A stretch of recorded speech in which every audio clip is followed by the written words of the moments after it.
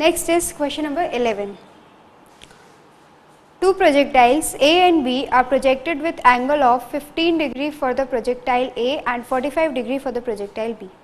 If RA and RB be the horizontal range for two projectiles, then तो एक को project किया है 15 डिग्री से और दूसरे को प्रोजेक्ट किया है 45 डिग्री से.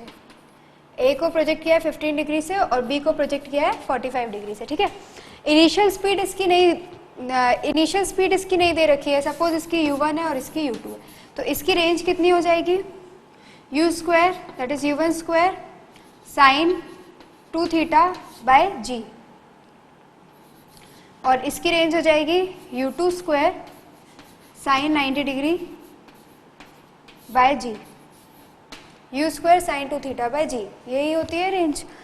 तो एक की रेंज दे रखी है u1 स्क्वायर साइन 30 डिग्री, एक की रेंज दे रखी है ये. u1 और u2 की वैल्यू नहीं दे रखी है, तो क्या कंक्लूड कर पाएंगे कि कौन सी रेंज ज़्यादा है? नहीं कर सकते. तो option D, the information is insufficient to decide the relation between RA and RB. अगर इनिशियल वेलोसिटी दी होती तो 45 डिग्री वाला ज़्यादा होता रेंज, लेकिन इनिशियल मतलब कि अगर दी होती तो हम कंपेयर कर सकते थे.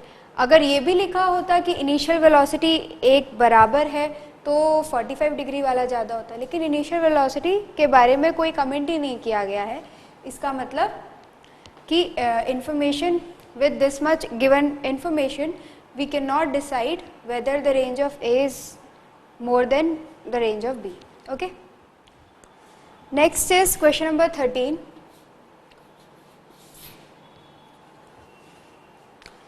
In the arrangement shown in figure, then ends P and Q of an inextensible string move downwards with uniform speed u. Pulley A and B are fixed. The mass m moves upwards with a speed. Mass m की speed निकालना है.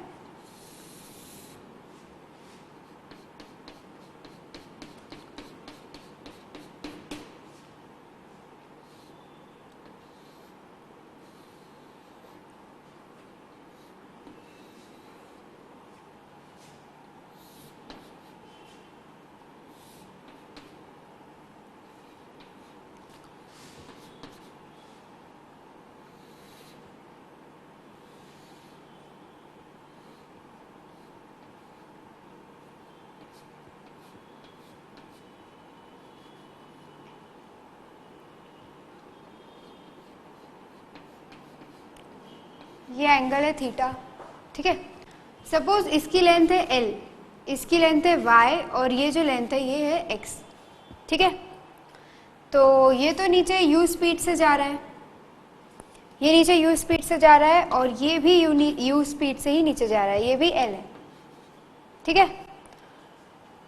तो L जो होगा L dl by dt, हम उसको u बोल सकते हैं. इस रोप के जो पॉइंट की स्पीड होगी वही इस रोप के यहाँ इस पॉइंट की भी स्पीड होगी, वही इस पॉइंट की भी स्पीड होगी और वही इस पॉइंट की भी स्पीड होगी. यहाँ तक स्पीड सेम होगी.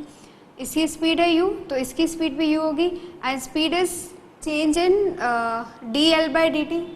स्पीड dl बाय dt होगी, change in length with respect to time. ठीक है. Now we can say that L cos theta is equal to y और y is equal to L cos theta कह सकते हैं हम. y जो है वो L cos थीटा के बराबर होगा और x जो है वो किसके बराबर होगा? L sin थीटा के बराबर. x will be equal to L sin theta. अच्छा, ये जो लेंथ है ये y है. ठीक है.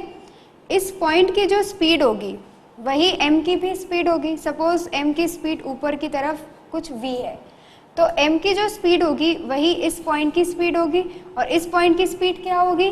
जिस स्पीड से ये लेंथ कम होगी, that is dy by dt. So v will be equal to dy by dt. ठीक है. Now y is equal to L cos theta, so dy will be equal dy by dt will be equal to how much? L dl by dt cos theta plus L sine theta D theta by D T. ठीक है, ये आ जाएगा D Y by D T. तो v will be equal to how much, D L by D T cos theta plus L sine theta D theta by D T. Okay, D L by D T किसके बराबर हो जाएगा, D L by D T will be equal to U. So this is u cos theta plus l sin theta d थीटा by dt। Okay, now the second equation. Second equation क्या दे रखा है, x is equal to l sin theta. Now this length will remain constant, ये वाली length तो हमेशा constant रहेगी, तो dx बाई dt कितना हो जाएगा, 0 हो जाएगा। तो 0 is equal to dl by D T cos theta D theta by D T, dl by D T sine theta, sorry dl by D T sine theta plus l cos theta into D theta by D T, ये हो जाएगा। इसका मतलब dl by D T is u sine theta, u sine theta किसके बराबर हो जाएगा, sine theta का डिफ्रेंसिएशन कितना होता है, माइनस, साइन थीटा का डिफ्रेंसिएशन होता है कॉस थीटा, और कॉस थीटा का डिफ्रेंसिएशन होता है माइनस साइन थीटा। यहाँ पे माइनस साइन लगेगा, ठीक है, ये माइनस होगा और ये भी क्या होगा, माइनस होगा। तो इसका डिफ्रेंसिएशन करेंगे, D X by D T 0, D L by D T sine theta plus L cos theta D theta by D T. तो इसको यहाँ पे लेकर आओ, D L by D T U के बराबर हो जाएगा, this is D L by D T, D L by D T will be equal to U sine theta, that will be equal to L cos theta D theta by D T. ठीक है, हमें D theta by D T की value निकालनी है, तो D theta by D T कितना आ रहा है इस इक्वेशन से, u by L sine theta by cos theta, ये आ रहा है। सब्स्टिट्यूट कर दो इसको इक्वेशन नंबर 1 पे, this is equation number 1, equation number 1 पे सब्स्टिट्यूट कर दो, then you will get the value of v। This is u cos theta minus sine minus u by L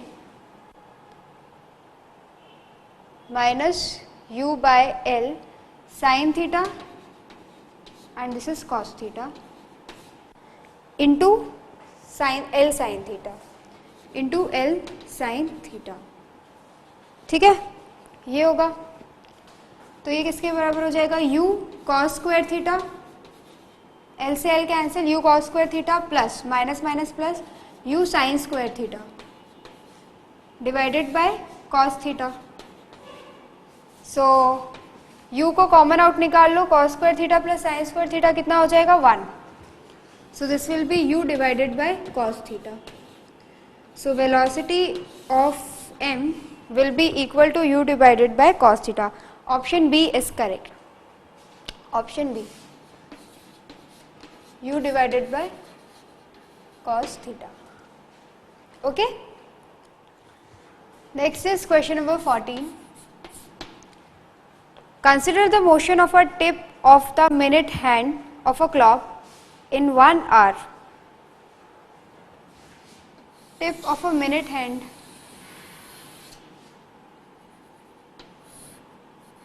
This is the tip of a minute hand. 1 घंटे में ये पूरा घूम के दोबारा यहीं पे वापस आ जाएगी, ठीक है।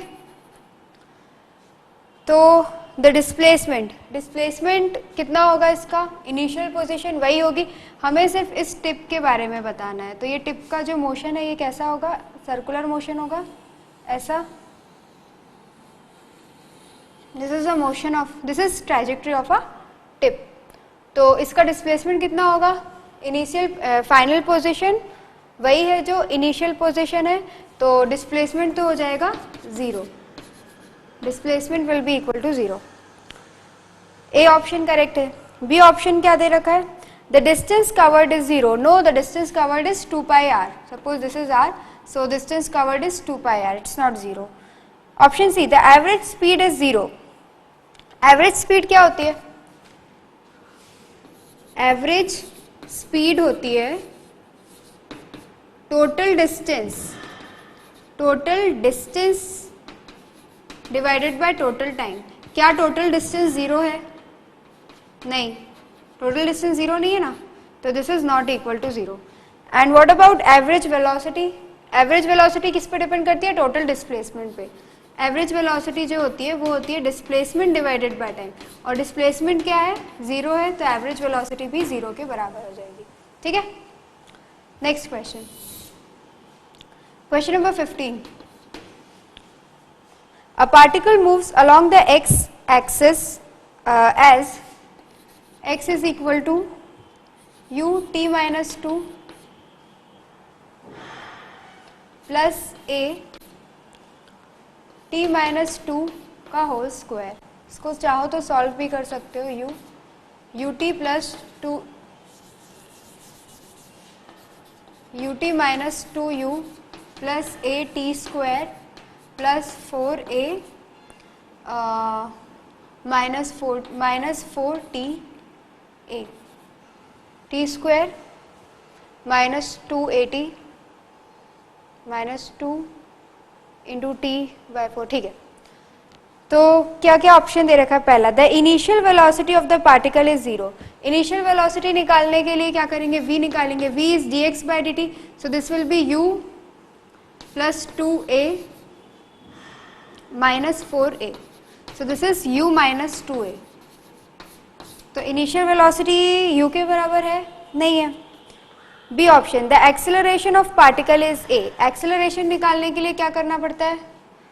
दोबारा डिफ्रेंशिएट करो. Sorry, this is u plus 2at, this is 2at minus 4a. ठीक है, तो इनिशियल वेलोसिटी पूछा है, तो इनिशियल वेलोसिटी के लिए टाइम 0 पुट करो. At t equal to 0 this equation will become u minus 4a. So initial velocity is not equal to u. Now acceleration is dv by dt, that is 2a.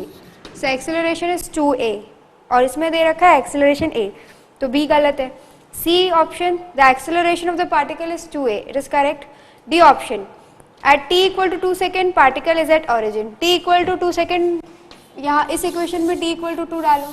t equal to 2 डालने पे x equal to 0 आ रहा है, मतलब t equal to 2 second में the particle is at origin. Okay.